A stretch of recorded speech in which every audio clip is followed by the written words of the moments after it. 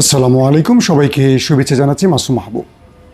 প্রিয় দর্শক, দখলদার দেশের সাথে ইরানের লড়াইয়ের সর্বশেষ অবস্থা জানাবো এই ভিডিওতে।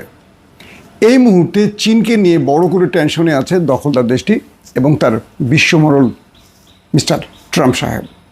পাশাপাশি আরও বড় টেনশনে পড়ে গেছে দেশটির ভেতরে থাকা ইন্টেলিজেন্স। তারা ইরানের প্রতি মুহূর্তের সারপ্রাইজে ক্লান্ত হয়ে গেছে যে ইরান সর্বশেষ আবার কি করে বসে। প্রতিটি রাত যাচ্ছে, প্রতিটি সকাল হচ্ছে, দখলদাররা নতুন করে টেনশনের চাদরে ঢেকে যাচ্ছে। কারণ এতদিন যারা সারপ্রাইজ দেবে সেই দখলদাররা এখন নিজেরা প্রতি মুহূর্তে সারপ্রাইজ পাচ্ছে। ইরান এতদিন যা বলেছে এখন সেটা করতে শুরু করেছে। সব কিছু মিলে আরও বড় একটি খবর আসছে, ইরানের সবচেয়ে বড় পারমাণবিক কেন্দ্রের কাছ থেকে একজন জার্মান এজেন্সির লোক ধরা পড়েছে। কারা তাকে পাঠালো, কেন তিনি সেখানে গেল এবং তার কাছ থেকে আপডেট কি পাওয়া গেল, চলুন এই খবরগুলো একটা একটা করে জানাবার চেষ্টা করছি। প্রথম যে বিষয়টি সেটি হলো চীন। চীন ইরানকে সাপোর্ট দিচ্ছে বা সহযোগিতা করছে, এই খবরগুলো বারবারই কিছু কিছু গণমাধ্যমে আসছে। আমরা যদি খেয়াল করে দেখি, প্রথমে ভারতের গণমাধ্যম আসছে, মধ্যপ্রাচ্যের কিছু খবরে আসছে, এবার মার্কিন যুক্তরাষ্ট্রের প্রেসিডেন্ট ডোনাল্ড ট্রাম্পের আস্থাভাজন বা তার নির্ভরযোগ্য যে গণমাধ্যম ফক্স, সেখানে প্রকাশ করা হয়েছে যে চীন থেকে একটি কার্গো জাহাজ এসেছে ইরানের উদ্দেশ্যে এবং ইরানে যখন আকাশ বন্ধ করা, ইরানের যখন বিমান চলাচল বন্ধ ইরানের আকাশে, তখন সেই বিমানটি ইরানের রাডারে এসে হঠাৎ নিখোঁজ হয়ে যায়, নাই হয়ে যায়, গন্তব্যহীন হয়ে যায়। কি করে সম্ভব? ইরানের আকাশ যখন সবার জন্য বন্ধ, সেই সময়টা একটি মাত্র কার্গো বিমান আসে চীন থেকে। এর আগের যে খবরগুলো আমরা দেখেছি সেখানেও আমরা দেখলাম একাধিক চীনের কার্গো জাহাজ মানে কার্গো বিমান এসেছিল ইরানে, এবং বলা হচ্ছে এগুলো করে চীন প্রচুর অস্ত্র পাঠিয়েছে। বিষয়টা হচ্ছে এই মুহূর্তে ইরানের আকাশে পৃথিবীর সকল বিমানকে নিষিদ্ধ করলেও চীনের বিমান আসছে, কারণ চীন ইরানকে সামরিক অস্ত্র দিয়ে হেল্প করছে, এই দাবিটি করছে ফক্স নিউজ।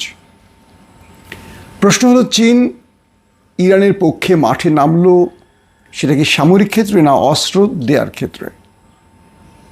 যখন ইসরায়েলের পক্ষ নিচ্ছে আমেরিকা, তখন চীন নিচ্ছে ইরানের পক্ষে। চীনের এই যে কি বলে ইরানের যে এই বিজয় বা ইরান যে দখলদার দেশটির ভেতরে বড় রকম আঘাত করছে, নেপথ্যে চীনের কি কোনো বিশেষ কৃতিত্ব আছে, এটা নিয়েও আলোচনা উঠছে। একদিকে চীন পার্সিয়ান গালফে অবস্থান করছে আমেরিকাকে বিট করার জন্য, এবং বলা আছে যে চীন ইরানকে বিভিন্ন ক্ষেত্রে প্রযুক্তিগত সাহায্য করতে পারে, এমনটিও ধারণা করছে মার্কিন গণমাধ্যম। তার মানে ইসরায়েলের পক্ষে আমেরিকা নেমে গেলে চীনের বা রাশিয়া তারা ইরানের পক্ষে নেমে যাবে, এই বিষয়টি ক্লিয়ার হয়ে গেল। অর্থাৎ এই যুদ্ধটি দুটো দেশের মধ্যে থাকবে না, এটি বহুমুখী যুদ্ধে রূপ নিতে পারে। যেমন ব্রিটেন বা যুক্তরাজ্যের প্রধানমন্ত্রী ট্রাম্পকে বলেছেন, আপনি ভেবেচিন্তে সিদ্ধান্ত নেন, হুট করে ইরানে আক্রমণ করবেন না, কারণ আপনি আক্রমণ করলে এই যুদ্ধটা বিশ্বযুদ্ধে ছড়িয়ে যেতে পারে। কারণ আমেরিকা যখনই আক্রমণ করবে, আমেরিকার শত্রুরা ইরানকে সহযোগিতা করবে। যেমন রাশিয়া ইউক্রেন যুদ্ধ এখনও শেষ হয়নি, কারণ ইউক্রেনকে আমেরিকা বলয় বা পশ্চিমা বলয় সবাই সহযোগিতা করছে, যে কারণে রাশিয়া এই যুদ্ধ শেষ করতে পারছে না। তো ইরানে আমেরিকা আক্রমণ করলে যেটি হতে পারে, ইরানকে আমেরিকার বিরোধীরা প্রকাশ্যে হোক আর গোপনে হোক সব রকম সহযোগিতা করবে, এটি নিশ্চিত। 2 নম্বর বিষয়, হঠাৎ করে ইরানের ভেতরে মোসাদের তল্লাশিতে বেশ চিরুনি অভিযান চলছে। এটা হঠাৎ করে বলাটা ভুল হবে। যখন ইরানে প্রথম আক্রমণ করে দখলদাররা, প্রথম আক্রমণই প্রায় 25 জনের মতো, 20 থেকে 25 জনের মতো গুরুত্বপূর্ণ টপ কমান্ডার, সেনাবাহিনী বলি, আইআরজিসি বলি, গোয়েন্দা বিভাগ বলি, পরমাণু বিজ্ঞানী বলি, একদম টপ পজিশনের লোকগুলি মারা পড়েছে। ইরানের ধারণা ছিল এতদিন যে দখলদার দেশটি ইরানের ভেতরে স্যাটেলাইটের মাধ্যমে গোয়েন্দাগিরি করে বা উপর থেকে বিশেষ ড্রোন উড়িয়ে গোয়েন্দা ড্রোনের মাধ্যমে তথ্য উপাত্ত চুরি করে। কিন্তু প্রথম দিন 13 তারিখ যখন ইরান আক্রান্ত হলো, ইরান বুঝতে পেরেছে যে আমার সেনা প্রধানকে, আইআরজিসি প্রধানকে, পরমাণু বিজ্ঞানী প্রধানকে বা কি বলে আয়াতুল্লাহ আলী খামেনির উপদেষ্টাকে, এই যে বিশেষ গুরুত্বপূর্ণ ব্যক্তিদেরকে যে হত্যা করা হলো এত নিখুঁতভাবে, এগুলো আকাশ থেকে কোনো গোয়েন্দাগিরির মাধ্যমে নয়, এগুলো ভেতরের বিশ্বাসঘাতকরা করেছে। এবং একযোগে ইরানের আকাশ প্রতিরক্ষা সিস্টেমগুলো অচল হয়ে যাওয়া, পাল্টা এটাকে ইরান প্রথম দিন যেতেই পারল না, সব কিছু মিলে যে ব্লান্ডার হয়ে গেল, এক রাতে ইরান যে আকাশ থেকে মাটিতে পড়ে গেল, এটার কারণ কি? তো ইরান এই আঘাতটা পাওয়ার পর ঘুরে দাঁড়াবার জন্য প্রথমে যে কাজগুলো করেছে সেগুলো হলো তাদের ভেতরের বিশ্বাসঘাতককে চিহ্নিত করার কাজগুলো করেছে। এবং মোটামুটি ইরান অনেকেই ট্রেস করে ফেলেছে, কেউ দেশ ছেড়ে পালিয়েছে, কেউ দেশের ভেতরে আত্মগোপনে আছে, তাদের ধরার কাজটি করছে, আবার অনেকে ইরান ধরে ফেলেছে, কিন্তু ইরান প্রকাশ্যে তাদের নাম আনছে না। কারণ তাদের মাধ্যমে ইরানের চেষ্টা হলো মোসাদকে বা বিদেশি গোয়েন্দাদের শনাক্ত করা। একটু ক্লিয়ার করে বলি, অর্থাৎ ইরান অনেক সামরিক ব্যক্তিকে বা দেশের ভেতরে অনেক গুরুত্বপূর্ণ আমলাকে, পুলিশ কর্তাকে বা বিশেষ বিশেষ গুরুত্বপূর্ণ ব্যক্তিকে ধরে ফেলেছে যারা মোসাদকে সরাসরি সহযোগিতা করেছে অর্থের বিনিময়ে। কিন্তু ইরান তাদের নাম প্রকাশ্যে আনছে না, কারণ তাদেরকে দিয়ে এখনও মোসাদের সাথে যোগাযোগ করাচ্ছে ইরান তাদের মতো করে। তারা তাদের মতো করে এই কাজগুলো করছে। কেন করছে? মোসাদ তো জানেন আসলে তাদের কারা কারা ধরা পড়েছে। তো এই জন্য যারা ইরানের ভেতরে এই বিশ্বাসঘাতকতাগুলো করেছে মোসাদের হয়ে, তাদের মধ্যে একটা গ্রুপকে ইরান ধরে ফেলেছে এবং তাদের কাছ থেকে যা তথ্য উপাত্ত নিয়ে নিয়েছে। আরেকটা গ্রুপ আছে যাদেরকে ইরান, মানে ইরানের নিরাপত্তা বাহিনী বা গোয়েন্দা টিম তাদের সঙ্গে রাখছে এবং তারা তাদের মতো করে মোসাদকে বার্তা দিচ্ছে, হ্যাঁ আজকে এটা হচ্ছে, কালকে, মানে মোসাদের সাথে একটা গেম করছে ইরান এখন। ধরেন যিনি ইরানে এখন মোসাদের হয়ে কাজ করছেন মিস্টার এক্স, তো এক্সকে ইরান শিখিয়ে দিচ্ছে, বলো যে ইরানের আয়াতুল্লাহ আলী খামেনি আজকে ডান দিক থেকে উত্তর দিকে যাচ্ছে। ওরা ডান দিক থেকে উত্তর দিকে একটা মিসাইল মারে, আসলে সেখানে আয়াতুল্লাহ খামেনি যাচ্ছেন না। তো এভাবে করে মোসাদের যত লোক এজেন্ট ইরানে রয়েছে তাদেরকে আটকে, তাদেরকে দিয়ে মিসগাইড করছে এখন মোসাদকে, এমন একটি তথ্য পাওয়া গেছে। তো এরই মধ্যে ইরানের সবচেয়ে বড় পারমাণবিক কেন্দ্র, যেটিকে ইসরায়েল এখন টার্গেট করতে চায়, সেই পারমাণবিক কেন্দ্রের কাছে হঠাৎ করে একজন সাইকেলম্যান ধরা পড়েছে। প্রথমে তাকে সতর্ক করা হলেও তিনি সেই সংরক্ষিত অঞ্চলে সাইকেল নিয়ে প্রবেশ করেন। এরপর তাকে আটক করা হয়। তিনি বলেন তিনি একজন জার্মানি নাগরিক, মূলত তিনি একজন ব্লগার, তিনি ঘুরতে আসছেন, ব্লাব ব্লাব ব্লাব ব্লাব। পরবর্তী তাকে যাচাই বাছাই করে তার মোবাইল, তার সকল ডিভাইস চেক করে ইরান বুঝতে পেরেছে তিনি একজন বিদেশি এজেন্ট, সিআইএ অথবা মোসাদের। এবং তিনি সেখানকার এই ছবিগুলো ধারণ করে করে পাঠাচ্ছিলেন তার বিশেষ হেডকোয়ার্টারে। এই ব্যক্তিকে গ্রেফতারের পর ইরান অনেক নথি খুঁজে পেয়েছে। এবার বুঝতে পেরেছেন যে ইরানের ভেতরে যারা কাজ করছে কিভাবে করছে। প্রশ্ন হলো, এই ব্যক্তিকে, মানে জার্মানির এই নাগরিককে ইরানের বিরুদ্ধে বা ইরানের খুব সংরক্ষিত অঞ্চল, বিশেষ বিশেষ অঞ্চলে তার কাছ থেকে তথ্য উপাত্ত ভিডিও নেওয়ার জন্য পাঠিয়েছিল গোয়েন্দা সংস্থা।